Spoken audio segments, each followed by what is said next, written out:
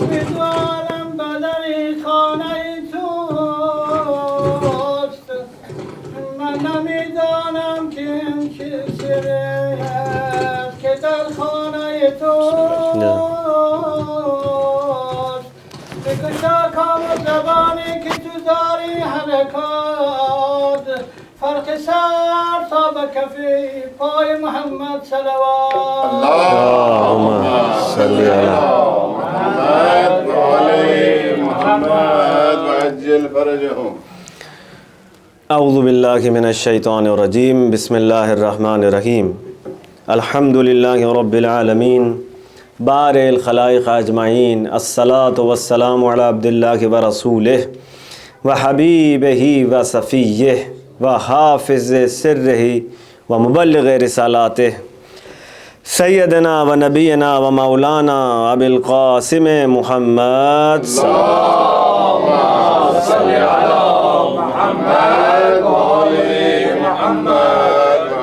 وآلہ الطیبین الطاہرین المعصومین، سیما بقیت اللہ فی الارضین، روحی و ارواح العالمین لتراب مقدم الفدا ولعن الدائم علی اعدائہم اجمعین. ایک دفعہ صلوات بھیج دیگا محمد وآل محمد پر. صلی علی محمد و آل محمد و عجل فرجهم. شکر پروردگار عالم کا کہ ہمیں ایک دفعہ پھر ذکر محمد وآل محمد کی توفیق نصیب ہوئی. بہرحال اس سے دعا کرتے ہیں کہ ہمارے قلوب کو اور ہماری آج کی اس مجلس کو نور محبت و معرفت و اطاعت اہل بیت سے منور فرما دے.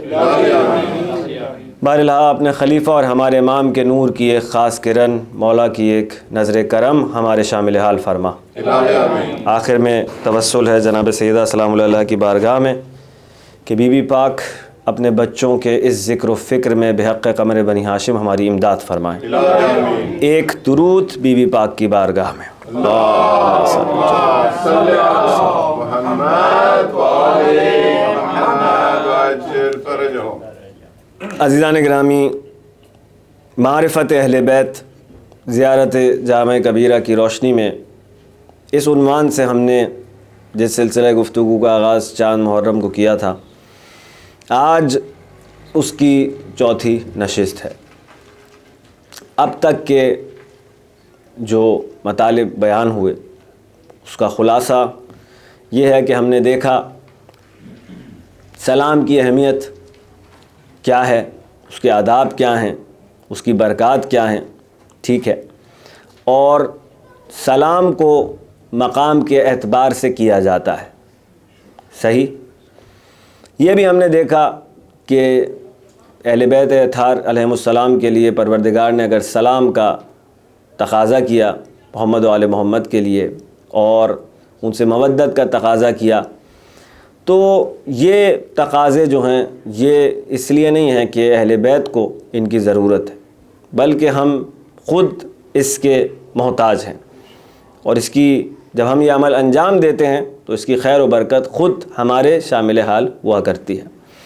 پھر کل کی نشست میں ہم نے دیکھا کہ پروردگار عالم نے انسان کو عبودیت کے لیے خلق کیا، اور عبودیت ممکن نہیں ہے جب تک معرفت نہ ہو.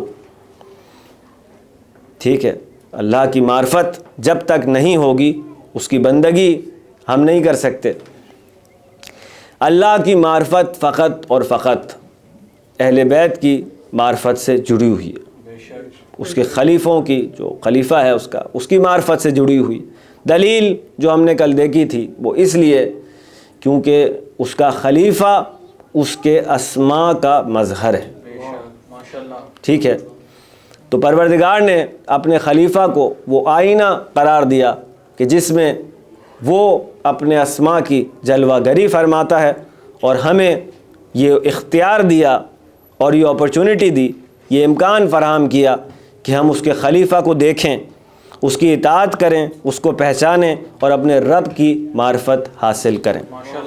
ٹھیک ہے، بر محمد و آل بیت محمد صلوات. اللہم صلی علی محمد و آل محمد وعجل فرجهم. تو عزیزان گرامی، کل کے جو مطالب تھے تقریباً یہ ان کا خلاصہ تھا ہم پہلے ہی کلمے سے شروع کیا تھا ہم نے گفتگو کو. السلام علیکم یا اہل بیت نبوہ. ایک دفعہ درود بھیج دیے گا محمد وال محمد. اللہم صلی علی محمد وآل محمد. پروردگار عالم نے انسان کو ایک ایسا موجود بنایا کہ اس کو ایک دل عطا کیا.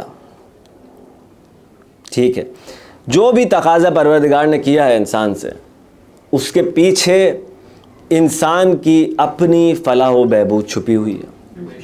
ٹھیک ہے بھئی, کھانا کھاؤ کیوں؟ تاکہ باقی رہو. حلال کھاؤ تاکہ تمہاری روح آلودہ نہ ہو. ٹھیک ہے نا. تو جب بھی ایک تقاضا ہے اس کے پیچھے کوئی نیڈ ہے انسان کی. تو اب یہ جو تقاضا ہے قُلْ لَا أَسْأَلُكُمْ عَلَيْهِ أَجْرًا إِلَّا الْمَوَدَّةَ فِي الْقُرْبَى, کہ میں نہیں مانگتا اجر رسالت. کہہ دیجئے اے رسول کہ میں نہیں مانگتا اجر رسالت تم سے مگر یہ کہ میرے قرابت داروں سے مودت کرو. تو یہ جو تقاضا ہے اس کے پیچھے نیڈ کیا ہے انسان کی, ضرورت کیا ہے. ٹھیک ہے, یعنی میں کہہ رہا ہوں نا, ہر تقاضے کے پیچھے ایک ضرورت ہے. تو شادی کرو, بتا دیا کیوں کرو, کیونکہ تمہارے اندر ایسی نیڈز رکھی ہیں جو پوری نہیں ہو سکتی اس کے بغیر. صحیح راستہ تمہیں دکھلا دیا. ٹھیک ہے, اس کے علاوہ انسانی نسل پروردگار چاہتا ہے باقی رہے, وہ نہیں باقی رہ سکتی جب تک. صحیح ہے نا. تو ہر تقاضے کے پیچھے ایک نیڈ ہے, ایک ضرورت ہے. تو اب سوال یہاں پر یہی ہے کہ یہ جو اہل بیت سے محبت اور مودت کا تقاضا ہے اس کے پیچھے ضرورت کیا ہے. ٹھیک ہے نا. تو ہم نے کل بھی اس بات پر تھوڑی سی ہم روشنی ڈال سکے تھے کہ پروردگار نے انسان کو ایک دل عطا کیا, قلب, جس میں محبت اور نفرت کرنے کی صلاحیت موجود ہے. ٹھیک ہے, حب و بغض, محبت و نفرت. ٹھیک ہے نا, تولا اور تبرہ. اب یہ جو معاملہ ہے انسان کی پوری جو کہنا چاہیے کہ اس کی ذات ہے, اس کا وجود ہے, اس کی عمارت جو کھڑی ہوئی ہے, اس کی بنیادی اس میں بنیادی حیثیت رکھتا ہے انسان کے ایموشنز. انسان کے ایموشنز کی جو اس میں اہمیت ہے وہ بہت ہی زیادہ کی ایک امپورٹنس ہے اس کی. چھوٹی سی ہم نے دلیل دیکھی تھی کہ جس سے محبت کرتا ہے اس کی اطاعت خود بخود کرنے لگتا ہے, اور جس سے نفرت کرتا ہے اس کے حکم اگر حکم دے بھی تو قبول نہیں کرتا, اور اگر زبردستی کرنا پڑے تو کبھی بھی وہ جو ایک کامل اطاعت کا رنگ ہوتا ہے وہ اس میں نہیں آ سکتا. یہاں سے ہمیں جی کراہت کے ساتھ, تو یہیں سے ہمیں وہ بریانی والی مثال آپ کو یاد ہے, وہ مطلب واضح کرنے کے لیے بڑی ضروری ہے. اچھا نہ ہو جب تعلقات اچھے ہوں, اسی مثال کو دیکھیں, خود بخود بغیر کہے وہ چیز آ رہی ہے جو محبوب چاہتا ہے. خود بخود ڈھونڈ رہا ہوتا ہے انسان بہانے کہ اپنے محبوب کو کسی طرح سے خوش کروں. تو یہ ایک اساسی اور بنیادی معاملہ ہے, حب و بغض, محبت و نفرت انسان کی زندگی میں, انسان کی شخصیت کے اندر, انسان کے وجود میں. بات واضح ہو رہی ہے. تو ہم یہی مسلسل دیکھ رہے ہیں کہ وہ دین کے جس نے اتنا غور و فکر, تفکر اور ان چیزوں پر انسان کو زور دیا ہے کہ حدیث میں معصوم کہہ رہے ہیں کہ غور و فکر میں گزارا ہوا ایک لمحہ 1000 برس کی عبادت سے بہتر ہے. وہ دین اگر آخر میں آ کر, بھئی اجر رسالت کیا ہے, کام کے بعد ہی اجر مانگا جاتا ہے نا. طالب جوہری صاحب مرحوم فرماتے تھے کہ لوگوں نے بڑی کوششیں کی کہ یہ آیت تو مکے میں نازل ہوئی تھی, آیت مودت, تو اس وقت تو حسن حسین تھے بھی نہیں, مولا علی کی شادی شہزادی سے نہیں ہوئی تھی, آپ کہاں سے کہہ رہے ہیں کہ یہ پنجتن کا معاملہ ہے. بڑی کوشش کی لوگوں نے. تو انہوں نے ایک منطقی بات کی کہ بھائی اجر جب مانگا جاتا ہے جب کام ختم ہو جائے. یہ لاجیکل بات ہے نا کہ کام کے شروع میں کوئی مزدور آپ سے کہے اجرت دے دیجیے, آپ نے کہا ابھی تو اتنا کام پینڈنگ پڑا ہوا ہے, ابھی کہاں سے آپ کو میں وہ دے دوں جو معاملہ طے ہوا ہے. تو مکے میں تو ابھی اسلام کی یہ حالت ہے کہ کسی بھی طرح سے اجر مانگنا ایک منطقی بات نہیں ہو سکتی. اسی لیے تو ہجرت کرنا پڑی سرکار کو, چھوڑ کر آنا پڑا سب کچھ. وہ مدینہ تھا جہاں کہ اسلام مضبوط ہوا, مستحکم ہوا, اپنے پیروں پر کھڑا ہوا. مکے سے ہجرت کر کے مہاجرین آئے نا, مدینہ آئے ہیں, تو مکے میں اجر رسالت مانگنا منطقی تقاضا نہیں تھا. بات واضح ہو رہی ہے. تو اب اس سارے جو مودت فی القربہ کا جو معاملہ ہے اس کو انسان دیکھے تو اس کے اندر کتنے سارے نکات جو ہے وہ چھپے ہوئے ہیں. ایک دفعہ درود بھیجیے گا محمد والے محمد.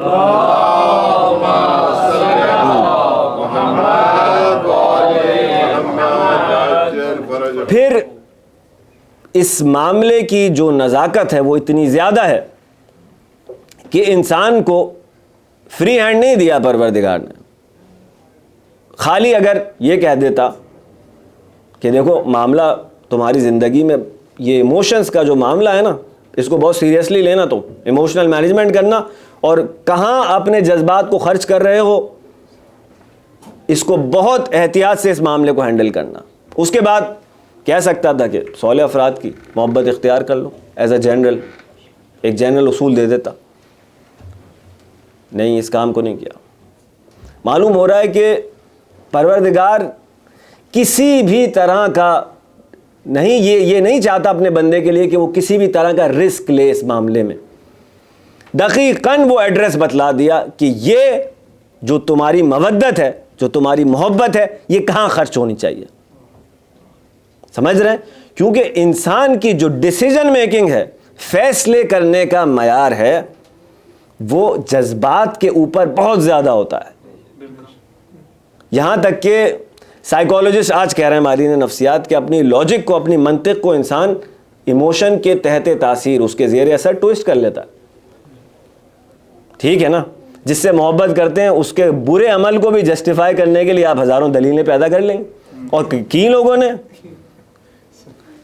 کرنا پڑی کیونکہ اہل بیت سے وفا کا جو حق تھا وہ ادا نہیں ہوا, تاریخ گواہ ہے کہ نہیں ہوا, تو اب توجیحات کرنی پڑیں گی نا آپ کو.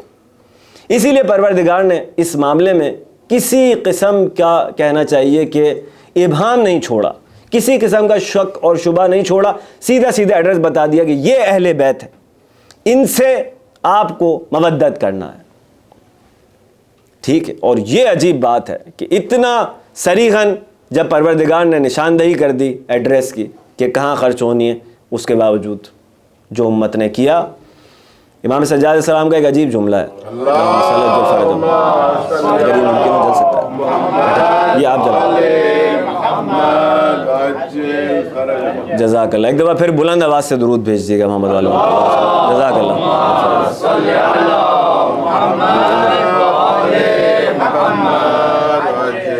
ایک عجیب جملہ ہے امام سجاد علیہ السلام کا, جس میں مولا فرماتے ہیں کہ اگر پروردگار نے ہم سے دشمنی کا حکم دیا ہوتا تو اس سے زیادہ ظلم و ستم ممکن نہیں تھا جو امت نے ہم پر کیا, اور یہ اس صورت میں تھا جب ہماری مودت کو واجب قرار دیا. دیکھیں آپ عزیزان گرامی, پروردگار نے حجت تمام کر دی اپنی امت کے اوپر. اب اسی نقطے کی طرف اگر ہم نگاہ کریں واپس کہ محبت اطاعت لے کر آ رہی ہے, ٹھیک ہے, تو بہترین اطاعت معصوم کی اطاعت ہے. بہترین اطاعت اس کی اطاعت ہے جہاں پہ غلطی کا امکان نہ ہو. یہ بات تو منطقی ہے نا, کہ آپ کی عقل کہہ رہی ہے کہ جتنا غلطی کا امکان ہوگا اتنی اطاعت خطرناک ہو جائے گی.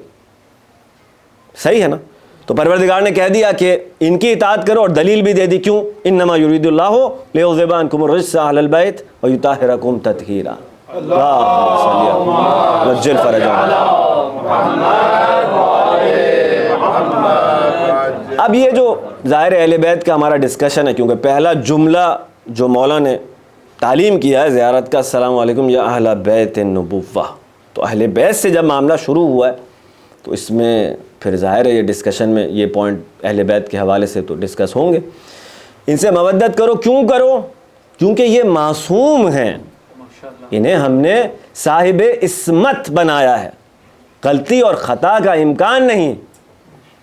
اب کوشش اس میں جو کی جا رہی ہے وہ یہ کہ آگے کی پیچھے کی جو آیات چل رہی ہیں اس میں تو ذکر اشارہ کہیں اور ہے، صحیح ہے نا؟ تو اہل بیت سے مراد کوئی اور ہے، آپ جو کہہ رہے ہیں شیعہ وہ نہیں ہے، سمجھ رہے ہیں آپ بات؟ تو اس میں ایک جو دلیل ہے نا ہمارے پاس، وہ دلیل یہ ہے کہ عصمت جہاں ہوتی ہے، اگر آپ کہہ رہے ہیں نا عصمت ہے، ٹھیک ہے، عصمت سے ٹکراتی نہیں ہے، معصوم سے ٹکراتا نہیں ہے، یعنی جو بزرگان کہتے ہیں کہ سارے انبیاء ایک جگہ جمع ہو جائیں ان میں اختلاف نہیں ہوگا، کیونکہ سب ایک سورس سے کنیکٹڈ۔ بھئی دلیل ہی یہی ہے نا آپ کی پیروی کی، کہ اگر یہ خدا سے کنیکٹڈ نہیں ہے تو میں ان کی پیروی کیوں کروں؟ تو اگر کہیں کوئی ٹکرایا ہے، اگر کہیں کوئی ٹکرایا ہے یا کسی نے جنگ کی ہے تو دو صورتحال ہیں صرف، یہ ہے تشیع کا بنیادی عقیدہ۔ جہاں بھی دو افراد میں جنگ ہو رہی ہے، ٹکراؤ ہو رہا ہے، اس میں صرف دو صورتحال ہیں، یا تو ایک حق پر ہے اور ایک باطل پر ہے، یا دونوں باطل پر ہیں، ٹھیک ہے؟ تھوڑا سا مشکل ہے نوجوان دوستوں کے لیے مثال، اچھا بھائی حق اور باطل تو سمجھ میں آ گیا، دونوں باطل پر کیسے ہیں؟ حق ان کا ہے، میں اور آپ لڑ رہے ہیں، دونوں باطل پر ہیں، صحیح ہے نا؟ دونوں باطل پر ہیں، تو دو باطل پر ہیں یا ایک حق پر ہے اور ایک باطل پر ہے، دونوں حق پر نہیں ہو سکتے۔ یہ ہے تشیع کا بنیادی اصول۔ کربلا دو شہزادوں کی جنگ نہیں ہو سکتی، سمجھ رہے ہیں نا آپ عزیزان کرام؟ نہیں ہو سکتی، آپ کو حق و باطل کا، تو اب آپ کو اہل بیت کے لیے انتخاب کرنا پڑے گا کہ اگر آپ کہہ رہے ہیں کہ نہیں وہ بھی اہل بیت میں سے تھے، وہ بھی اہل بیت میں سے، اور آخر میں دونوں جنگ کر رہے ہیں جس کے نتیجے میں ہزاروں افراد مارے جا رہے ہیں، تو اب آپ کو غور کرنے کی ضرورت ہے کہ اگر دونوں معصوم ہوتے تو کبھی بھی یہ صورتحال، ایک دفعہ درود بھیج دیے گا محمد والے محمد پر، صلی علی محمد والے محمد جل فرج۔ پھر جس طرح ہم دیکھ رہے تھے کہ سلام مقام کے اعتبار سے ہے، مقام موجود ہیں پہلے سے، جو بھی ان مقامات کی سیڑھیاں طے کرتا جاتا ہے وہ لائق سلام ہو جاتا ہے، اور جو مولا علی سرکار کا کی جملہ تھا اس میں وہ تھا کہ سلام اس پر جو لائق سلام ہو، ٹھیک ہے؟ یہ ہم نے دیکھا۔ پھر ایگزامپل ہم نے دیکھی قمر بنی ہاشم کی، کہ جب معصوم سلام کرتے ہیں سارا تو ایک مقام کی طرف اس سلام میں اشارہ ہوتا ہے، ٹھیک ہے؟ السلام علیکم یا ایھا العبد الصالح، ہم نے ایگزامپل دیکھی، ٹھیک ہے؟ وہ مقام کی طرف اشارہ کر رہا ہوتا ہے کہ آپ چونکہ اس مقام پر فائز ہیں اس لیے آپ پر سلام، ٹھیک ہے؟ اب محبت کا جو معاملہ ہے اس پر بھی اسی جو انالوجی ہے، اسی مثال کے ساتھ جو ہے وہ غور و فکر کریں گے۔ ارشاد ہوا قرآن کریم میں کہ قل ان کنتم، اب دیکھیں کچھ اس سے پہلے بیک گراؤنڈ بتا دوں کہ کچھ افراد آئے پیغمبر کے پاس اور ان سے محبت کا دعویٰ کیا، ٹھیک ہے؟ اب ایک کلیم ہے کہ میں آپ سے محبت کرتا ہوں، پروردگار نے اس کا جواب یہ دیا، جواب یہ ہے کہ اعوذ باللہ من الشیطان الرجیم قل ان کنتم تحبون اللہ فاتبعونی یحببکم اللہ۔ کیا کہہ رہا ہے؟ کہہ رہا ہے ان سے کہہ دیجئے کہ اگر تم، یہ جو دعوی محبت ہے اس کے جواب دے رہا ہے پروردگار، ان سے یہ کہہ دیجئے کہ اگر تم اپنے خدا سے محبت کرتے ہو، اگر اپنے رب سے محبت کرتے ہو فاتبعونی، تو میری اطاعت کرو، ٹھیک ہے؟ نتیجہ کیا ہوگا؟ یحببکم اللہ، اللہ تم سے محبت کرے گا۔ زبانی کلیم کافی نہیں ہے محبت کے لیے، کیا کہنا چاہ رہا ہے؟ زبانی کلیم کافی نہیں ہے، اگر آپ اپنے دعوے میں سچے ہیں تو اطاعت کیجئے۔ اب سمجھ میں آ رہا المطیع للہ ولرسول، جو آپ نے مولا عباس کو سلام کیا ہے اس لیے سلام کہہ رہا ہوں، کیوں؟ کیونکہ آپ اللہ اور اس کے رسول کے مطیع تھے، آپ کہیں بھئی آپ نے تو دیکھا ہی نہیں رسول کا زمانہ یا باب ہوائج. بتلا رہے ہیں کہ حسن کی اطاعت بھی رسول کی اطاعت ہے, حسین کی اطاعت بھی رسول کی اطاعت ہے. ٹھیک ہے نا, کس عقیدے کے ساتھ بندہ جو ہے اس عشق و عاشقی کی فضا میں وارد ہو رہا ہے. واضح ہو رہی ہے بات میری یہاں تک؟ تو اب کہہ رہا ہے کہ جس طرح ہم نے کہا مقام سلام کا تھا اطاعت, اسی طرح ہمیں سمجھ میں آ رہا ہے کہ جو اس اطاعت کے مقام پر ہوگا وہی دیکھا ہے کہ لائق سلام بھی ہے, وہی لائق محبت بھی ہے. تو اتنی تاکید اگر قمر بنی ہاشم کی محبت پر کی جا رہی ہے, معلوم ہو رہا ہے کہ اس کا حق ہے کہ اس سے محبت کی جائے. سمجھ میں آ رہی ہے نا جان کے نبی دو عالم جناب حضرت زہرا سلام اللہ علیہا بآواز بلند صلوات. اللہم صلی علی محمد وآلہ.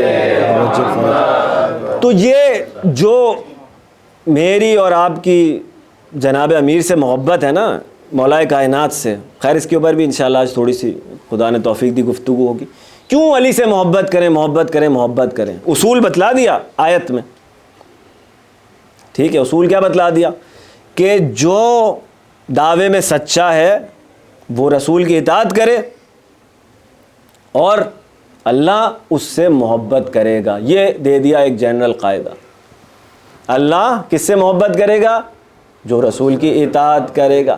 وہ جو خیبر نہیں فتح ہو رہا ہے نا, نہیں فتح ہو رہا, وہاں پہ جو جملہ آیا ہے آخر میں, کل میں علم اس کو دوں گا جو مسلسل حملہ کرنے والا ہوگا. اب کیا پتہ چل رہا ہے آپ کو؟ اس سے بچپن سے سن رہے ہیں نا بھائی, کرار ہوگا غیر فرار ہوگا. کتنے نکات ہیں اس میں؟ کل اس کو دوں گا یعنی اب تک جو ہو رہا تھا. سمجھ رہے ہیں یا نہیں سمجھ رہے؟ ان کی صفات کچھ اور تھیں, اس کی صفات کچھ اور ہیں. یا علی فیوریٹزم نہیں ہے, میرٹ بتلا رہے ہیں. وہ جو مسلسل حملہ کرنے والا ہے, ایک میرٹ بتلا دیا. دوسرا کیا ہے؟ کرار ہے, ایک میرٹ اور ہو گیا. تیسرا میرٹ کیا ہے؟ غیر فرار, وہ ان میں سے نہیں ہے جو فرار کر جاتے ہیں. عزیزان گرامی, 3 میرٹ ہو گئے. چوتھا میرٹ کیا ہے؟ وہ اللہ اور اس کے رسول سے محبت کرتا ہے اور اللہ اور اس کے رسول اس سے محبت کرتا ہے. یا رسول اللہ, یہ 5 میرٹ جو آپ نے علی کے اس ایک حدیث میں بتائے, یہ ہمیں یہ بتلا رہے ہیں. کیا بتلا رہے ہیں؟ کہ اب تک جو معاملہ تھا وہ کچھ اور تھا. بس ایک دفعہ درود بھیج دیجئے محمد والے محمد پر, چل فرج ہو. مشکل ساری یہی ہے, اب کیا کریں گے؟ محمد وجل فرج. ایک صحابی, اب یہ جو ہے نا دیکھیں مقام ایک دفعہ, اچھا ادھر تھوڑا سا آپ ادھر آ جائیں عمران بھائی, میرے آگے حسین بھائی آپ بھی آگے آ جائیے. بعد میں ایک دفعہ درود بھیج دیے گا محمد والے محمد پر.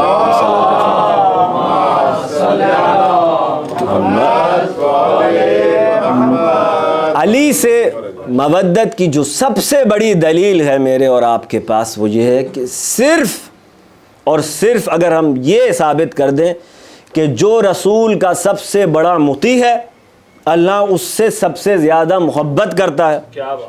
ٹھیک ہے نا؟ تو بس ہمارا بھی اب یہی فرض بنتا ہے کہ ہم اس سے سب سے زیادہ پرندہ ایک سرکار کی خدمت میں بھون کر ایک ان کا چاہنے والا پکا کر لے کر آیا.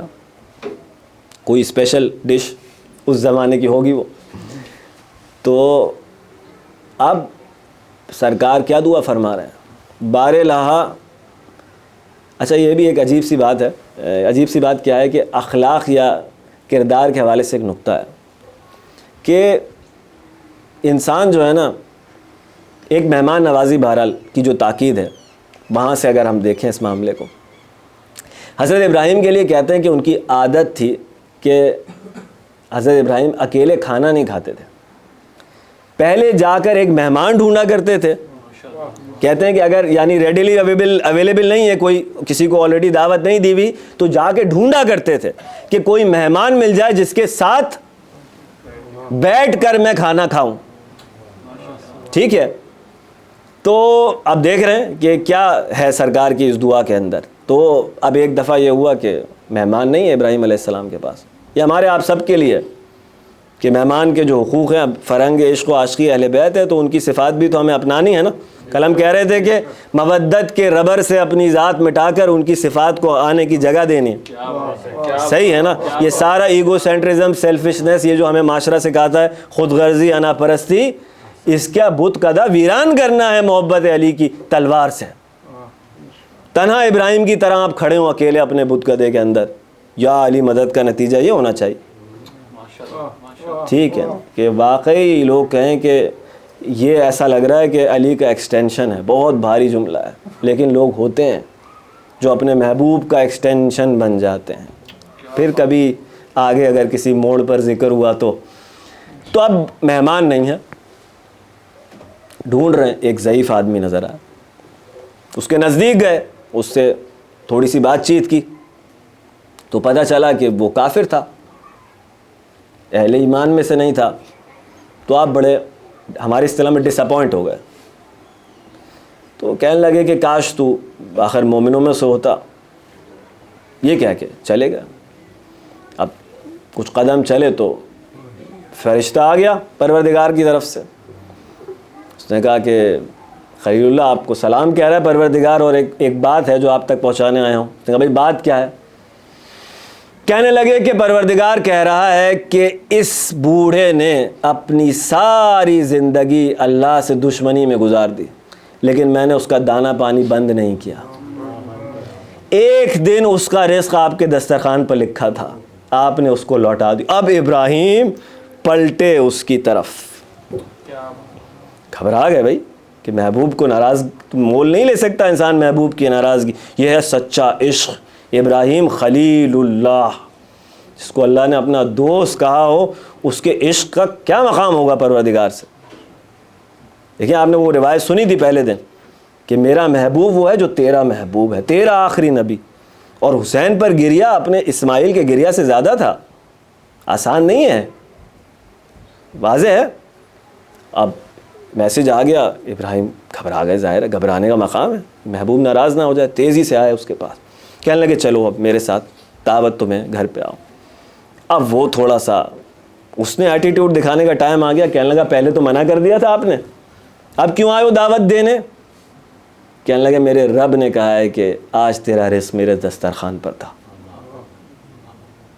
اور پورا پیغام سنا دیا کہ تو اتنے عرصے اس پر ایمان نہیں لایا, لیکن اس نے کہا ہے کہ میں نے تیرا دانہ پانی بند نہیں کیا.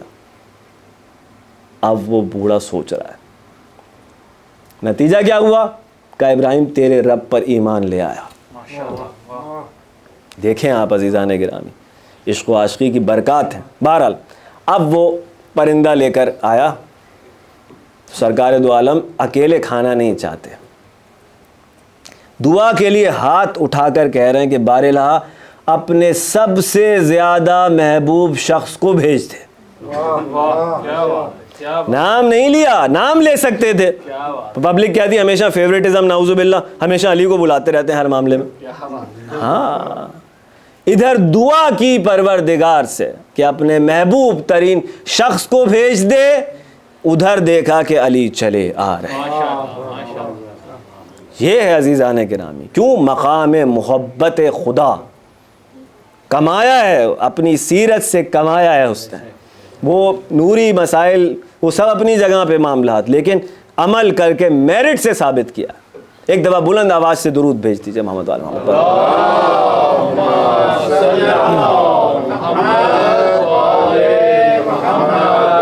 تو عزیزان گرامی, بار بار یہ جو تذکرہ ہے مولا کائنات اور اہل بیت سے, ان سے محبت, ان پر سلام, ان کی اطاعت, یہ معاملہ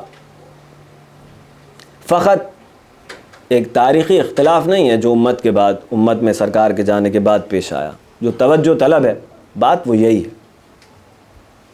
کیا ہے کہ انسان تھوڑا سا اس معاملے کو ان ڈیپتھ جا کر دیکھیں. دیکھیں 1400 سال ہو گئے, ٹھیک ہے, کون سا محرم آ گیا؟ 1446واں ہے.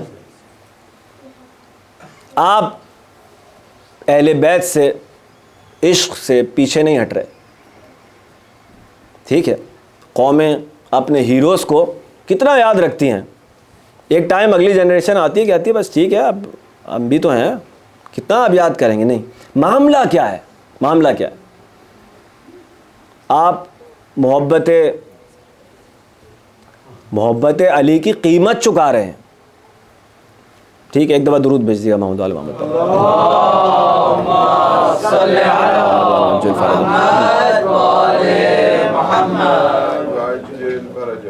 تو ایسا کیا ہے اہل بیت کے ساتھ جو آپ کا معاملہ ہے, اس کے پیچھے کیا فقط ایک تاریخی اختلاف ہے جو چلا آ رہا ہے, یا معاملہ اس سے زیادہ ہے؟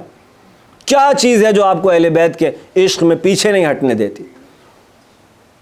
اور اب یہاں پہ عزادار بیٹھے ہوئے ہیں, یقیناً میرے خیال سے شاید ہی کوئی خاندان ایسا ہو جس میں شہید نہ ہو. صحیح کہہ رہا ہوں محمد؟ میں علمدار روڈ کی شہداء کی خدمت گاری کا کچھ شرف نصیب ہوا بندے کو, جو ہمارا فخر ہے. اس میں علمدار روڈ کی ہم اس زمانے میں ڈاکیومنٹری کے لیے جو ہے وہ کوشش کر رہے تھے کہ کچھ اچھی چیز تیار ہو جائے. تو وہاں سے کوئٹہ سے انٹرویوز ہم نے منگوائے خانوادہ شہداء کے. تو جب وہ انٹرویوز آئے تو وہ میں دیکھ رہا تھا. دیکھیں اب عشق علی کی جو اسرار ہے نا, وہ خود بھی انسان واقف نہیں ہوتا اپنے باطن میں کیا لے کے پھر رہا ہے. وہ جو ہم وہ ہے نا کہ من عرفہ نفسہ فقط عرفہ ربہ, جس نے اپنے نفس کو پہچانا, اپنے آپ کو تو پہچانے انسان. کیا ہے معاملہ علی کے ساتھ؟ تو ایک خاتون ہیں جو اپنے 3 بیٹوں کی تصویروں کے ساتھ بیٹھی ہوئی تھیں, جو شہید ہوئے ہیں علمدار روڈ کے بلاسٹ میں غالباً ہوئے تھے, آپ جانتے ہوں گے شاید خانوادے کو. تو وہ بیٹھے ہیں, ان کی بہن بیٹھی ہے, ان بھائیوں کی بہن بیٹھی, یعنی ان کی بیٹی. وہ جو ماں ہے وہ کہہ رہی ہیں سیتا شہید دادم فاخر می کنم, یعنی 3 بیٹے جس ماں کے شہید ہوں, وہ کہہ رہی ہے 3 شہید دی ہیں, اس بات پر مجھے فخر ہے, فخر کرتی ہوں میں. یہ کیا ہے انسان کے اندر جو اہل بیت سے انسان کا معاملہ ہے کیا؟ غور و فکر طلب. وہ جو بہن بیٹھی تھی وہاں پہ, میں کہتا ہوں امام زمانہ کا قلب اس بیان کو سن کے خوشی سے سرشار ہو گیا ہو. وہ کہہ رہی ہے جس کے 3 بھائی گئے ہوں, انسان کیا ہے, دنیا کیا کہتی ہے, باہر سے فون کر رہے ہوتے ہیں نا لوگ, جگہ چھوڑ دو, آ جاؤ, بس ختم کرو, ہو گیا معاملہ, کب تک یہ. اس طرح کے لوگ بیچارے, محبت جتنی جس کی ہوتی ہے اس سطح معرفت کے حساب سے ہے نا, وہ ایک مقام ہوتا ہے جس میں شہید زندہ گھوم رہا ہوتا ہے, شہید سبط جعفر کی طرح, جس کو معلوم ہے کہ میں کسی بھی وقت چلا جاؤں گا, لیکن وہ کہہ رہا ہے کہ موت سے کیا خطر, موت سے کیا حذر, اس سے بچنا بھی کیا. اور کہہ رہے تھے کہ جب ساری زندگی علی سے ملاقات کی آرزو میں گزرا ہوں تو عمل کر کے دکھایا کہ غسل میت نہ کہنا میرے غسل کو, اجلے ملبوس کو مت کفن نام دو, میں چلا ہوں علی سے ملاقات کو, جس کی تھی آرزو وہ گھڑی آ گئی. تو انہوں نے کہا کہ جب زندگی بھر میں علی علی کر رہا ہوں تو میں پھر کیا, ایکسیڈنٹ, روڈ ایکسیڈنٹ میں کیا مرنا, یہ الفاظ تھے نا ان کے. تو عزیزان گرامی, کیا ہے معرفت کے مقام. وہ میری بہن کہہ رہی ہے 3 بھائیوں کی شہادت کے بعد ان کی تصویروں کے ساتھ بیٹھ کے وہ کہہ رہی ہے بی بی زینب نے 18 جوان دیے تھے, میں صرف 3 دے سکی. اندازہ کریں عزیزان گرامی, میں ان کی کنیزی کے لائق نہیں. آپ دیکھیں کہ واقعاً میں کہہ رہا ہوں نا کہ اہل بیت ایسا لگتا ہے کہ واقعاً یہ پریکٹیکل جنہوں نے کر دیا نا. اب ذکر شہداء اور اس کی برکات سے خدا ہماری محفل کو نورانی کر رہا کہ کتنی خوش ہوتے ہیں اہل بیت یہ دیکھ کے کہ باوجود اس کے آپ مظلوم ہیں, آپ نہیں ہٹ. آپ کا معاملہ کیا ہے بھائی علی سے؟ اب سوال یہ ہے, اپنے آپ سے ہمارا سوال ہے بھائی, کیا ہے علی سے معاملہ؟ کیوں ہر سال یہ ہم جیسے پہلے کہہ رہے تھے غم حسین زندہ ہے, تر و تازہ ہے, انگیزہ ہر انسان کے اندر ہے, کروں گا, اپنا مال خرچ کروں گا, اپنا وقت خرچ کروں گا, فیملی ٹائم کمپرومائز کروں گا, یہ غم باقی رہنا چاہیے. کیوں, کیا ہے ایسا اہل بیت کے ساتھ؟ ایک تاریخی اختلاف ہوا تھا امت میں, اس کا نتیجہ ہے یہ.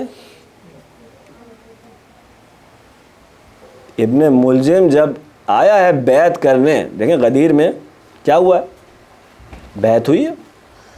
من کنت مولا فہذا ولی مولا کے بعد کیا ہوا؟ سرکار نے حکم دیا بیعت کرو امیر المومنین کہہ کے. اسکندریہ میں تھا, آیا ابن ملجم سرکار کی بیعت کر رہا ہے, بیعت کر لی. سرکار کہہ رہے ہیں تو نے میری بیعت کر لی؟ تعجب کر رہا ہے, کہہ رہا ہے کہ اگر غلطی ہو گئی ہے تو میں پھر کر لیتا ہوں. پھر کر لی. کہہ رہے ہیں کیا تو نے میری بیعت کر لی؟ پھر تعجب کر رہا ہے. 3 مرتبہ بیعت کی اس نے. سرکار نے فرمایا کہ اس کا نام میرے محبین میں نے نہیں دیکھا. ٹھیک ہے, ایک روایت ہو گئی. اصول کافی کی دوسری روایت.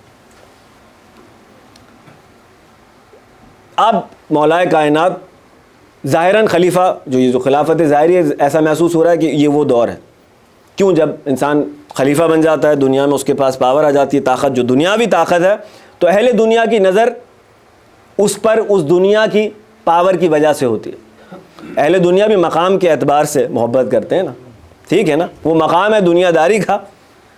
تو اب سرکار اپنے شیعوں کے فضائل بیان کر رہے ہیں مولا کائنات, ٹھیک ہے, ان کے اوصاف بیان کر رہے ہیں, چیزیں بیان کر رہے ہیں. تو ایک شخص کھڑا ہوتا ہے اور مولا سے, ہماری اصطلاح میں کہ ان کو اپنی جانب جلب کرنے کے لیے کہ یا امیر المومنین ہم بھی آپ کے چاہنے والے ہیں, میں بھی آپ کا محب ہوں. اب دیکھیں کس کس طرح ولایت ظہور کرتی ہے عقول کے حساب سے. الگ الگ جگہ پر ایک ہی سوال کے الگ الگ جواب دیتے ہیں معصومین. مولا حسین کا آپ نکلنا دیکھیے, جب مدینے سے نکلے کتنے لوگوں نے الگ الگ یہی بات آ کر کی آپ نہیں جائیں, بات ایک ہی ہے, مولا الگ الگ جواب دے رہے ہیں. اس سے کہہ رہے ہیں کہ نہیں, میں کسی سے کہہ رہے ہیں میں حرم, ان لوگوں نے مجھے شہید کر دینا ہے, میں نہیں چاہتا اپنے نانا کے حرم میں شہید, اپنے نانا کے شہر میں شہید کیا جائے. ایک ظہور ہے ولایت کا, ہم لوگوں سے ان کی عقول کے حساب سے بات کرتے ہیں, ٹھیک ہے نا. کسی سے کچھ کہہ رہے ہیں, کچھ کہہ رہے ہیں. آخر میں عبداللہ ابن عباس سے کچھ فرما رہے ہیں, محمد حنفیہ سے کچھ فرما رہے ہیں. کسی سے کہہ رہے ہیں کہ یہ وعدہ ہے جو پورا ہو کر رہے گا. کسی سے کہہ رہے ہیں میں نے اپنے نانا کو رات خواب میں دیکھا ہے, انہوں نے مجھے بشارت دی ہے, یہ کام ہو کے رہے گا. سمجھ رہے ہیں لوگوں کی عقول کے حساب سے. اب وہ کھڑا ہوا, اس نے کہا کہ یا علی میں بھی آپ کے محبین میں سے ہوں. ٹھیک ہے, اب اپنے آپ کو پہچاننے کے لیے نا عزیزان گرامی, صرف یہ ایک روایت اپنے گھر میں لکھ کے لگا لے انسان, اور روز آتے جاتے اس کو دیکھا کرے کہ میں کون ہوں. اگر اپنی آئیڈینٹی بھولنے لگے آدمی تو یہ روایت اس کو یاد دلانے کے لیے کافی ہے کہ وہ کون ہے.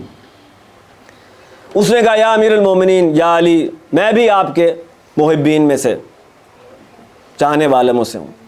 مولا نے فرمایا کہ جب ارواح کو خلق کیا گیا, جب ارواح کو خلق کیا گیا تو ہماری ولایت کو ان پر پیش کیا گیا. جنہوں نے قبول کیا ہماری ولایت کو انہیں الگ مقام پہ رکھا گیا اور ہمیں دکھایا گیا تو ان میں نہیں تھا. نعرہ تکبیر, نعرہ رسالت, عزیزان گرامی, نعرہ حیدری, بر محمد و آل بیت محمد صلوات. اللہم صلی علی محمد و آل محمد و عجل. سلامت رہیں آپ لوگ. تو عزیزان گرامی, اب جو ہماری گفتگو تھی وہ یہ ہے کہ ان کی معرفت اللہ کی معرفت ہے, ٹھیک ہے, جڑی ہوئی ہے ان کی محبت.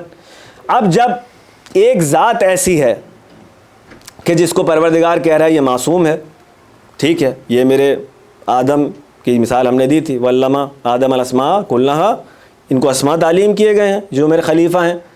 پھر کامل ترین جو ہم نے دیکھا اسماء کا مظہر ہے وہ محمد و آل محمد ہیں. وہ 73 والی آپ کو یاد ہے, اسم اعظم کے 73 اجزاء ہیں, 72, ٹھیک ہے نا, اسم بن برقیہ کی مثال.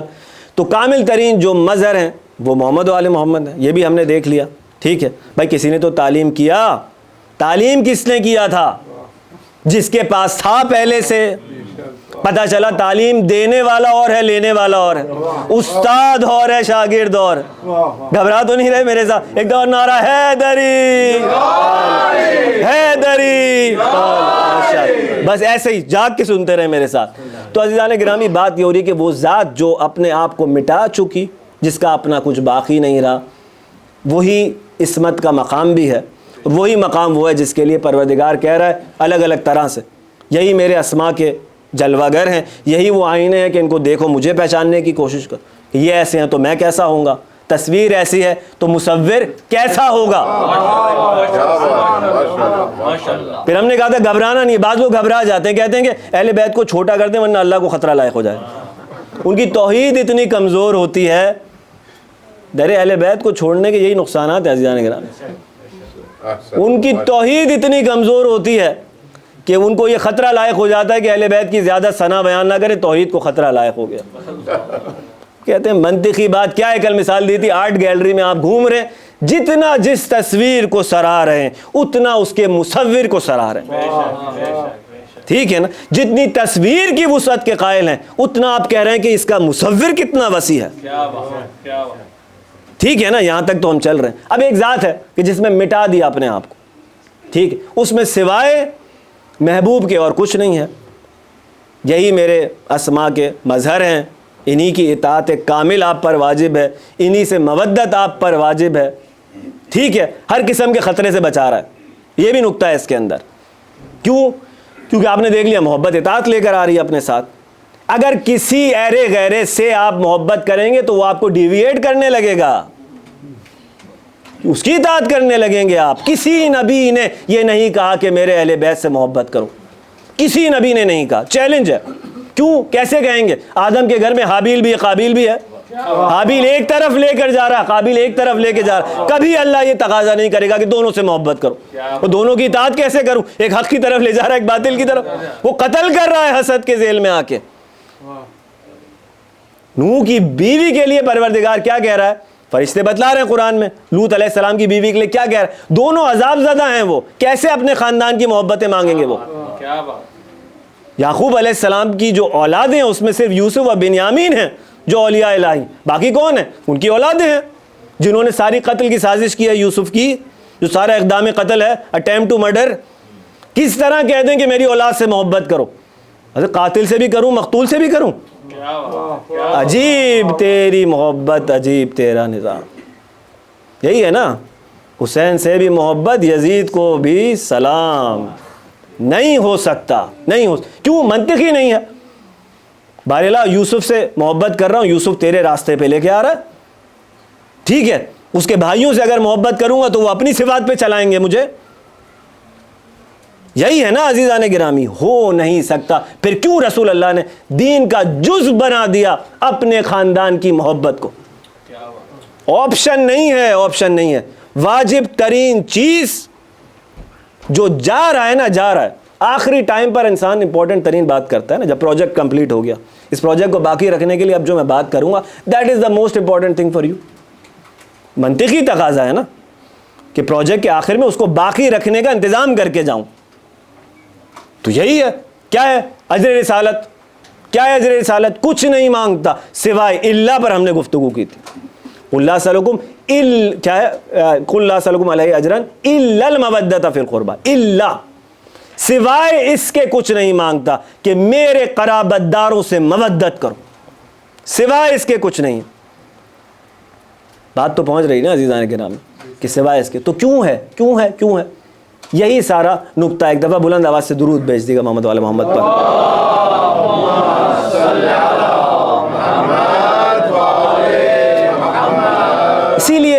اسی لیے اگر یہ محبت جس میں سوائے اس ذات میں، سوائے اپنے رب کی جلوہ گری کے اور کچھ نہیں، اور وہ مقام ہے جہاں پر کہہ رہا ہے کہ وما ینطق عن الہویٰ، بار بار یہی آیت ہماری مدد کر رہی ہے، صحیح ہے نا؟ کہ یہ اپنی ہوائے نفس سے بات نہیں کرتا، جو کہتا ہے وہی ہے، جو کہتا ہے وہی ہے۔ تو ایسی ہستیوں سے کچھ صادر نہیں ہوتا سوائے خدا کے، یہی ہے نا؟ جو کہہ رہے ہیں آپ سمجھ لیں کہ خدا کہہ رہا ہے۔ اب یہ ایک میڈیم ہے درمیان میں، اور آئینے کا کمال کیا ہے؟ ہم کہہ رہے ہیں آئینہ آئینہ آئینہ، آئینے کو دیکھیں جلوہ گری, آپ ڈائریکٹ سورج کو نہیں دیکھ سکتے, یہ وہ آئینہ بنایا ہے کہ کیپیسٹی لو کر کے آپ کے حساب سے دیکھنے کو آپ کو دکھا رہا, ٹھیک ہے نا. جلوہ اس کا اس سے کامل ترین جلوہ نہیں ہو سکتا کہ لباس بشری میں ایک انسان کے روپ میں ایک ایسی ہستی بھیجی ہے کہ جس سے آپ کنیکٹ کر سکیں, جس سے ریلیٹ کر سکیں, جس کا ایک سرا آپ سے جڑا ہوا, ایک سرا اس سے جڑا ہوا. یہی ہے نا, ایک سکہ ہے جس کے دو رخ ہیں, ہیڈ اور ٹیل, ٹھیک ہے نا. جب کسی کو پڑھانا ہوتا ہے تو بزرگان کہتے ہیں کہ اسی کے جن سے جو ہے وہ منتخب کیا جاتا ہے کوئی. جب بچہ ہوتا ہے تو سمجھتا ہے ریڈیو بول رہا ہے, جب بڑا ہوتا ہے تو سمجھتا ہے ریڈیو خالی میڈیم ہے, آواز کہیں اور سے آ رہی. پہنچ رہی ہے نا بات.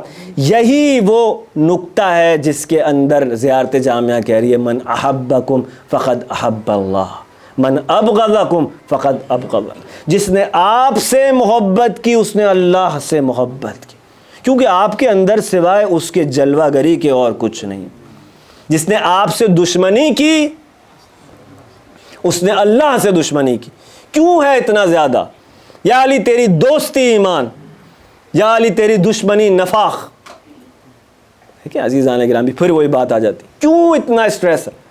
مولا کائنات کہہ رہے ہیں میرا اور مومن کا معاملہ کیا ہے, جو ابھی ہم کہہ رہے ہیں نا کیا معاملہ ہے. آ کے کہہ رہا ہے یا علی مجھے پاک کرو. آیا ایک عاشق, دیکھیں عاشق علی کا نا غلطی ہو گئی, آ گیا علی مجھے پاک کرو. کیا کیا ہے؟ میں نے چوری کی. اب مولا کہہ رہے ہیں, اب مولا دیکھیں اسلام کو حدود جاری کر کے خوشی نہیں ہوتی, ٹھیک ہے, لیکن حدود کا ہونا ضروری ہے. جس معاشرے میں حدود نرم ہوتی ہیں وہاں کرائم فروغ پاتا ہے, لوگوں کا ڈرنا ضروری ہے. بات پہنچ رہی ہے نا میری؟ لیکن حدود جاری کر کے اسلام کو خوشی نہیں ہوتی. یا علی مجھے پاک کرو. مولا فرما رہے ہیں مجبور تھا, محتاج تھا, سمجھ رہے ہیں, محبت علی. کسی طرح سے کوئی ایسا کلوز ہو اس میں نہیں, علی نہیں, بس کہ کوئی احتیاج نہیں تھی, کچھ نہیں تھا, بس غلطی کی ہے, مجھے پاک کرو. اب یہ عاشق ہے بھائی, عشق و عاشقی عجیب ہے کہ مولا کہہ رہے ہیں کسی طرح سے, ہم جیسے سے کہیں مولا تو ہم 25 کلوز خود پیش کر دیں گے. مولا کہہ رہے ہیں کہ آپ نے غلط کیا, ہم کہہ رہے ہیں نہیں وہ تو یہ ریزن تھی. ہاں یا علی مجھے پاک کرو. کیونکہ میں کہہ رہا تھا نا کہ جب مومن کا جو عصمت سے کنیکشن ہے وہ اس کو گناہ پر چین نہیں لینے دیتا. جب تک وہ اس گناہ سے پاکیزگی اختیار نہیں کرے گا اس کو چین نہیں آئے گا. ٹھیک ہے نا, کیونکہ گناہ کی, مومن کے لیے گناہ کی مثال کیسی ہے, جیسے انوانٹیڈ آدمی گھر میں داخل ہو جائے. اب وہ ہو گیا داخل, ایک دفعہ درود بھیج دیگا محمد والے محمد پر.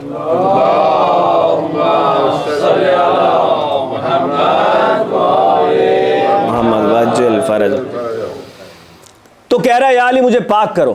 مومن سے جو معاملہ ہے مولا علی کا ہم وہ ڈسکس کر رہے ہیں, پاک کرو. بہرحال جب کوئی راستہ نہیں تھا تو مولا نے حد جاری کر دی اس میں.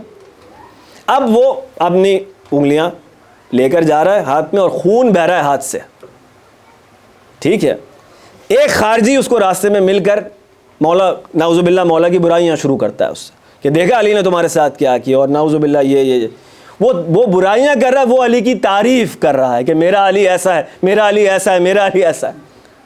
یہ ہے علی کا عشق. کیا ہے معاملہ ہے کیا؟ مولا فرماتے ہیں کہ مومن کی ناک پر تلوار بھی لگا دوں نا, یہ ایگزامپل ہے کہ ہاتھ کاٹا ہے اس کے, مطلب انگلیاں کاٹی ہیں حد جاری کی, ناک پر تلوار بھی لگا دوں, اس سے کہو مجھ سے محبت نہیں کرنی, وہ میری محبت سے ہاتھ نہیں اٹھائے گا, نہیں چھوڑ سکتا مجھ سے محبت. اور منافق کے قدموں میں دولت کے انبار لگا دوں, وہ مجھ سے محبت نہیں کر سکتا. یہ ہے کی پوائنٹ. علی کا آپ سے جو ریلیشن شپ ہے نا وہ تاریخ کی بیس پہ نہیں ہے عزیزان گرامی, کچھ ہے اس کے پیچھے جس کی وجہ سے میں اور آپ یہاں بیٹھے ہوئے ہیں آج. برائے تاجیل امام زمان علیہ السلام باواز بلند صلوات. اللہم صلی علی محمد. بس عزیزان گرامی آخری جو حدیثیں ہیں دو وہ بیان کروں میں آپ سے. تو اب یہ ہے کہ یہ تو سمجھ میں آ گیا کہ ان کی معرفت ضروری ہے, اور اس معرفت کے بغیر جو ہے وہ بندگی نہیں ہو سکتی، اور جتنی معرفت بڑھے گی اتنی بندگی بہتر طریقے سے انجام پا سکتی ہے۔ تو سفر شروع کرنے سے پہلے مسافر یہ جاننے کی کوشش کرتا ہے کہ سفر کتنا طولانی ہے، کتنا دور جو ہے وہ مجھے جانا ہے۔ ہم چاہتے ہیں کہ یہ آتے رہیں، اگر اس عمر سے آئیں گے تو آخری عمر تک اثرات رہیں گے، اگر آج ہم نے ان کو دور کر دیا تو پھر کل ان کا خدا ہی حافظ ہے۔ تو ڈسٹرب نہ ہو، کوئی مسئلہ نہیں ہے، بچے ہیں آنے دیں ان کو اس در پہ، کیونکہ مولا نے فرمایا محمد صلوات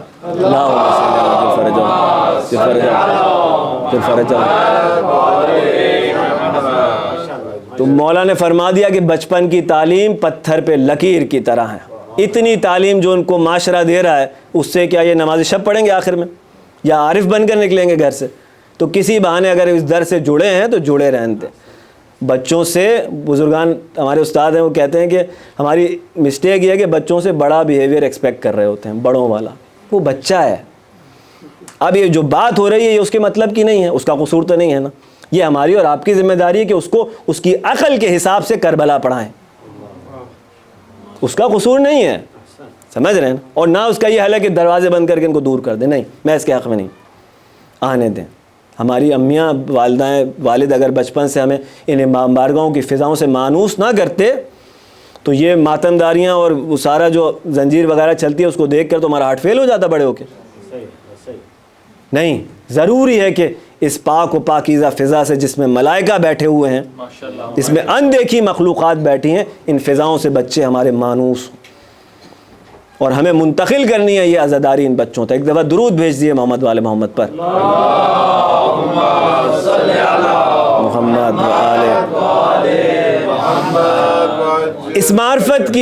اس معرفت کی جو امپورٹنس ہے وہ اس حدیث سے سرکار کی ہمیں واضح ہو جاتی ہے کہ فرماتے ہیں کہ جس شخص کو پروردگار نے میرے اہل بیت کی معرفت اور محبت کی توفیق عطا کر دی، گویا ایسا ہے کہ جیسے اس کے لیے تمام خیر کو جمع کر دیا۔ ماشاءاللہ، تمام خیر کو اس محبت و مودت میں اللہ نے جمع کر دیا۔ ایک شخص آتا ہے مولا کے پاس، مولا غریب ہوں، مولا نے فرمایا ہماری ولایت پہ یقین رکھتا ہے؟ ہاں مولا رکھتا ہوں۔ کہا غریب کیسے ہوا؟ اتنی عظیم دولت اور نعمت جو پروردگار نے عطا کی ہے وہ مقام شکر ہے۔ غربت کیسی؟ جو علی کا چاہنے والا وہ غریب نہیں ہو سکتا۔ دیکھ رہے ہیں آپ عزیزان گرامی کیا کہہ رہے ہیں؟ وہ فلاں شخص سے سرکار امام صادق علیہ السلام نے کیا کہا؟ اللہم صلی علی محمد وعلی محمد عجل فرجہم۔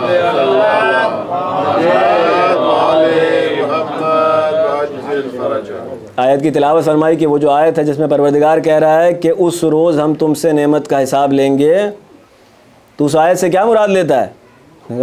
یہ کھانا پینا یہ سب چیزیں، یہ نعمتیں ہیں؟ فرمایا فرزند رسول یہی ہے۔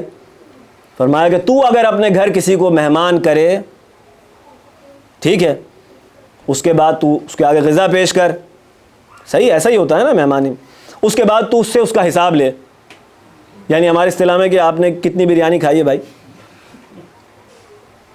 صحیح ہے نا؟ نکتہ آپ سمجھیں کہ جب سے دیکھ رہا ہوں بوٹیاں ہی اڑائے جا رہے ہیں، نہیں کیوں ہنس رہے ہیں نا آپ؟ یہی لانا تھا نکتہ، اب آپ کی سمجھ میں آئے گا کیوں مولا کہہ رہے ہیں تو ایسا کرے گا کہ اپنے مہمان سے اس مہمانی کا حساب لے جو تو نے کی ہے، جو اس کو کھلایا پلایا ہے، جو اس کی تواضع کی ہے۔ رسول اللہ، یہ فرزند رسول یہ تو زیب نہیں دیتا میزبان کو۔ اور آپ کیا اشارہ فرما رہے ہیں کہ تمام مخلوق اللہ کی دسترخوان پر بیٹھی ہوئی، اپنے لیے ایک چیز کو تو کہہ رہا ہے کہ یہ زیب نہیں دیتا، اس کو یہ زیب دیتا ہے کہ اپنی مخلوق سے نعمت کا حساب لے۔ اب سوال ہے نا فرزند رسول، پھر وہ نعمت کیا ہے؟ جس نعمت کے بارے میں سوال ہوگا وہ ہم آل محمد کی محبت و ولایت۔ برحقیق خدا یا علی حق۔ بس عزیزان گرامی دیکھیں آپ، کل باقی عرائض انشاءاللہ کل۔ اب جو کل ہماری گفتگو چل رہی تھی کہ اب جو باب علم سے جڑا ہوگا ظاہر ہے اس میں، اور وہ جو غیر ہے اس میں کچھ تو فرق ہونا چاہیے نا۔ ہم علم کی خوشبو کی بات کر رہے تھے، اور آج کیونکہ ارادہ تھا کہ ظاہرہ مخصوصیوں کی طرف جا رہے ہیں ہم آہستہ آہستہ، اور شہداء کا ذکر بھی ہونا ہے مسلسل، تو کوفے میں ایک روز ملاقات ہے میثم تمار کی اور حبیب ابن مظاہر کی، ٹھیک ہے۔ اب یہ ہم دیکھ رہے ہیں مسلسل کہ معاشرہ کربلا کی طرف جیسے جیسے جا رہا ہے، دین اسلام سے اتنا ہی دور ہے، دین کی حقیقت سے، اہل بیت سے اتنا ہی دور جا رہی ہے معاملہ، ٹھیک ہے نا۔ تو اب کوفے میں لوگ بیٹھے ہوئے ہیں اور مذاکرات ہو رہے ہیں، باتیں ہو رہی ہیں، حبیب آ رہے ہیں ادھر سے، میثم ادھر سے آئے، ملاقات ہو رہی ہے اور لوگ بیٹھ کے باتیں سن رہے ہیں۔ تو حبیب جو ہے وہ میثم سے کہہ رہے ہیں کہ ایک خربوزہ فروش کو میں جانتا ہوں کہ جس کو علی کی محبت میں سولی دی جائے گی، ٹھیک ہے۔ اور مصائب کی طرف تو ابھی میں جاؤں گا، لیکن جو علی والوں کے درجات ہیں نا، پتہ تو چلے نا کہ اگر سلمان و منا اہل بیت تھا تو کیا لیا ہے اس میں اور ایک عام انسان میں کیا فرق ہے، پتہ تو چلے کہ وہ کہاں ہے۔ یہ کیسے ہو سکتا ہے کہ ان کو غیب کا علم تھا؟ پروردگار موسیٰ کی والدہ سے کہہ رہا ہے کہ اس کو نبی بنا کے پلٹاؤں گا تمہاری طرف۔ غیب کی خبر موسیٰ کی والدہ کو دی جا سکتی ہے، اس میں تعجب نہیں ہے، لیکن مولا کائنات سے اگر آپ منسوب کر دیں کوئی چیز تو تعجب ہے۔ اللہ اکبر۔ اچھا، اپنی موت سے کیسے آگاہ تھے علی کے چاہنے والے، اور بات وہی ہے کہ جو سچا عاشق ہے اس کے لیے کیا ہے، موت سے کیا خطر، موت سے کیا حل۔ پھر اسی علی سے ملاقات ہے جس کی عاشقی دنیا میں ہے، قبر میں بھی اسی سے ملاقات ہے، تو بھاگنا کیسا ہے اس سے؟ بھاگے تو وہ جس نے زندگی میں دوری اختیار کی ہو، وحشت تو اس کو ہوگی کہ کس اجنبی کے سامنے آ گیا۔ جو ماں کی آغوش سے علی علی سن رہا ہے اس کو موت سے کیا خطر، موت سے کیا حذر، ٹھیک ہے نا۔ یہ دنیا حجاب ہے، جو مولا نے فرمایا مومن کے لیے دنیا زندان ہے، یہ دنیا زندان ہے کہ دیکھ نہیں سکتا اپنے محبوب کو، ٹھیک ہے نا۔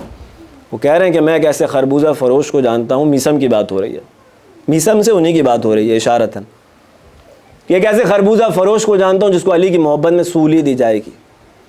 وہ کہہ رہے ہیں کہ میں، میثم کیا جواب دے رہے ہیں کہ مجھے ایک ایسے سرخ چہرے والے کے بارے میں خبر ہے کہ جس کا سر کوفے کی گلیوں میں گھمایا جائے گا۔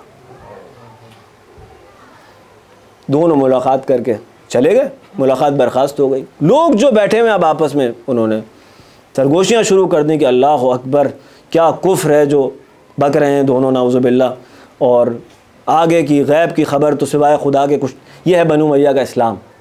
اس وقت بھی وہی تھا اسٹیٹس، آج بھی جہالت کا لیول وہی ہے، ٹھیک ہے نا۔ کیا ہے کہ آگے کی خبر یہ کیسے دے سکتے ہیں، اور کفر نعوذ باللہ، اور بار اتنے میں مولا کے تیسرے صحابی رشید حجری آ گئے،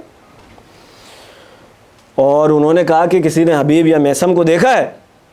تو لوگوں نے کہا کہ ہاں ابھی یہیں پر تھے، وہ ملاقات برخاست کر کے چلے گئے اور کفریہ باتیں کر رہے تھے۔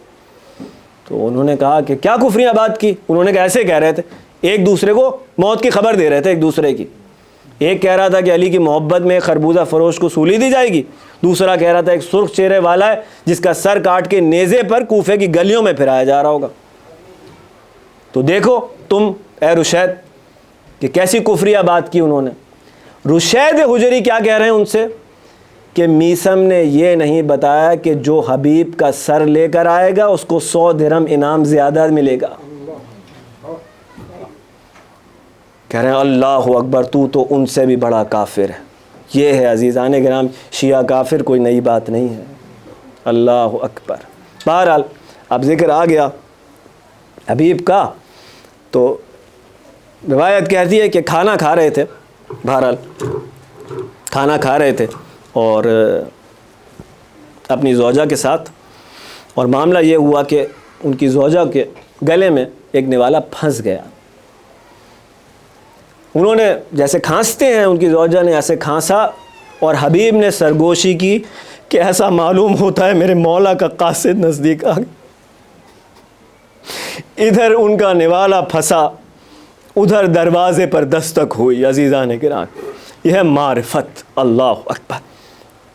گئے حبیب دسترخوان سے اٹھ کر اور قاصد سے خط لیا, اندر واپس آ کر اپنی زوجہ کے ساتھ بیٹھ گئے, خاموش. اب زوجہ ان کی پوچھ رہی ہیں کہ حبیب کیا بات ہوئی؟ کہنے لگے خط لکھا ہے حسین ابن علی نے مجھے, اور اس خط میں یہ لکھا ہے کہ حبیب تم تو دوسروں کی نسبت زیادہ ہماری معرفت رکھتے ہو. لیکن عزیزان گرامی روایت کہتی ہے کہ رسول خدا ایک مقام سے گزر رہے تھے, کچھ بچے کھیل رہے تھے, ایک بچے کو رک کر اٹھایا اور چوما. تو اصحاب پوچھنے لگے یا رسول اللہ اتنے بچوں میں یہ ایک بچے پر خاص توجہ کیوں کر رہے ہیں؟ کہنے لگے تم نے دیکھا نہیں کہ جب میرا حسین آگے چلتا ہے تو یہ اس کے پیچھے چلتا ہے, اس کے قدموں کی خاک اٹھا کر اپنے چہرے پر مل. یہ میرے حسین کا ناصر ہے جو اس کے ساتھ کربلا میں شہید ہوگا. معلوم ہو رہا ہے عزیزان گرامی یہ جو دربان بن کے بیٹھا ہے نا حسین ابن علی کے در پہ, اللہ اکبر, یہ مقام اس نے ایسے نہیں کمایا. اللہ اکبر. زوجہ کہہ رہی ہیں حبیب کیا بات ہوئی؟ کہنے لگے بھائی خط لکھا ہے اور یہ کہہ رہے ہیں کہ میں دشمنوں کے نرغے میں گھر چکا ہوں, میرے 7 رسول زادیاں ہیں. اے حبیب امید یہ ہے کہ تو ہماری نصرت سے ہاتھ نہیں اٹھائے گا. ایک مرتبہ ان کی زوجہ نے کہا کہ پھر تو نے کیا ارادہ کیا؟ کہنے لگے بھائی سیاسی معاملہ ہے یزید کا اور ان کے گھرانے کا, تو 2 شہزادوں کی جنگ ہے ہماری اصطلاح میں, مجھے اس جنگ سے کیا کام. تڑپ گئی حبیب کی زوجہ. ایک مرتبہ کہنے لگی ابو سفیان کا بیٹا اور رسول کا بیٹا, یہ تجھے ایک ہی معاملہ نظر آ رہا ہے دونوں طرف؟ اللہ اکبر. پھر حبیب نے امتحان لیا, کہنے لگے کہ بوڑھا ہو گیا ہوں میں اور اب میں اس جنگ و جہاد کے قابل نہیں.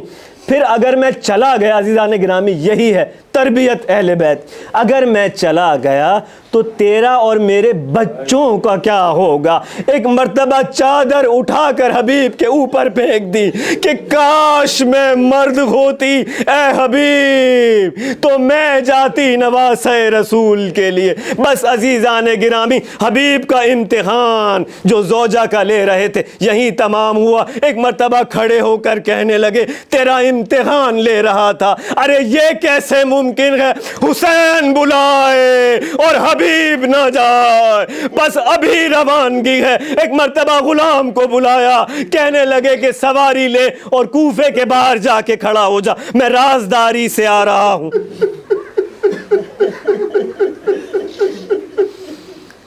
حبیب کا غلام چلا, ایک مرتبہ کوفے کے باہر جا کر وہاں کھڑا ہے اپنی سواری کے ساتھ, حبیب کا انتظار کر رہا ہے اور گھوڑے پر ہاتھ پھیر کر ایک بات کہہ رہا ہے کہ اے سواری اگر میرا آقا آج نہیں آیا تو یہ غلام حسین کی نصرت پر جائے گا. بس حبیب اسی لمحے آ گئے.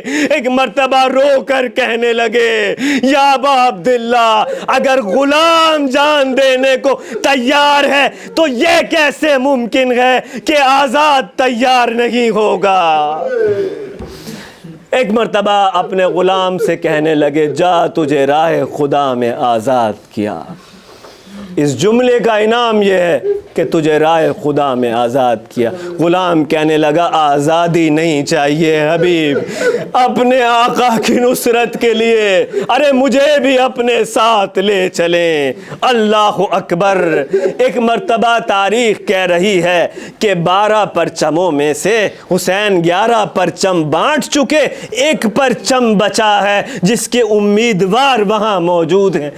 ایک مرتبہ حسین نے کہا کہ اس پرچم کو اٹھانے والا جلد مجھ سے آ کر ملے گا. اللہ اکبر. اب تجسس ہے لوگوں میں کہ یہ کون ہے کہ جس کا انتظار حسین. ایک مرتبہ گھوڑے کی آہٹ سنائی دی, گرد و غبار اڑا اور خبر پھیل گئی کہ رسول کا صحابی حبیب ابن مظاہر کربلا پہنچا.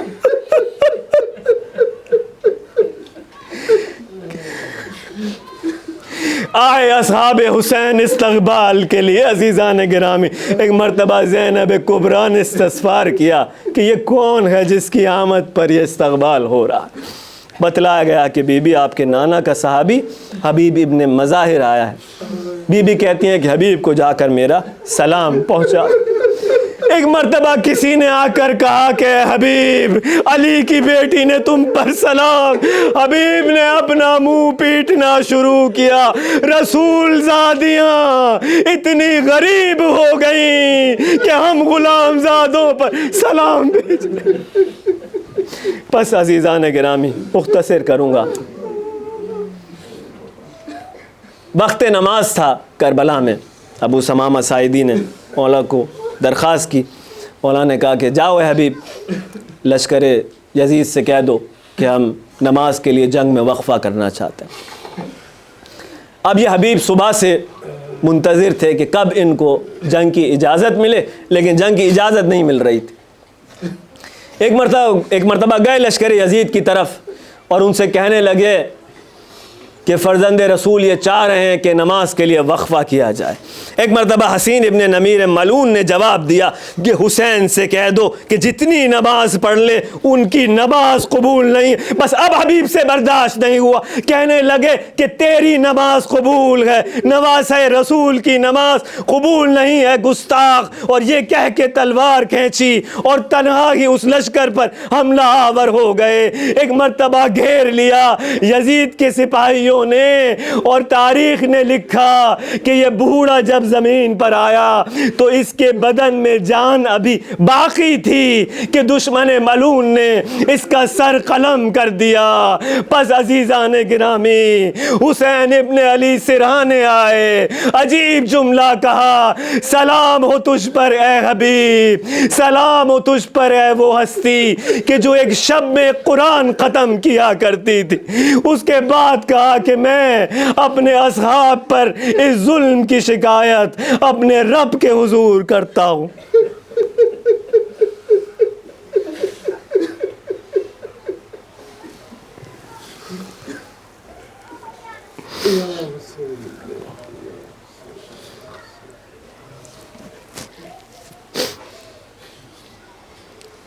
وَيَا سَالِمُ الَّذِينَ ظَلَمُوا أَيَّ مُنقَلِبٍ يَنقَلِبُونَ۔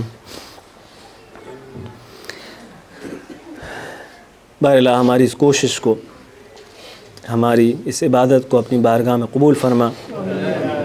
حاضرین محفل، بالخصوص بانیان محفل کے جنہوں نے اس مجلس اعزاء کو برپا کرنے کے لیے زحمتیں اٹھائی ہیں، بہرحال سب کی تمام شرعی حاجات کو پورا فرما دے۔ ہم میں سے جو مقروض ہیں ان کے قرضوں کو غیب سے ادا فرما دے، جو بیمار ہیں ان کو شفاء کلی شفاء کاملہ عطا فرما دے، جو والدین بار الہا اپنے بچوں کے رشتوں کے لیے پریشان ہیں ان کی اس مشکل کو غیب سے حل فرما دے، جو میرے دوست تنگ دست ہیں ان کی تنگ دستی کو وسعت و کشائش سے بدل دے، جو کاغذ وغیرہ کے مسائل میں جو ہے وہ الجھے ہوئے ہیں، بار الہا تجھے واسطہ ہے اس حسین کے اس عظیم صحابی کا، اس کی عظمت کا اور اس کی دلسوز شہادت کا کہ بحق اہل بیت نبوت ان کی اس مشکل کو غیب سے حل فرما دے۔ حضرت حجت کے ظہور میں تعجیل فرما، ہمیں حضرت کے اوان و انصار غلاموں میں قرار دے۔ ماتم حسین۔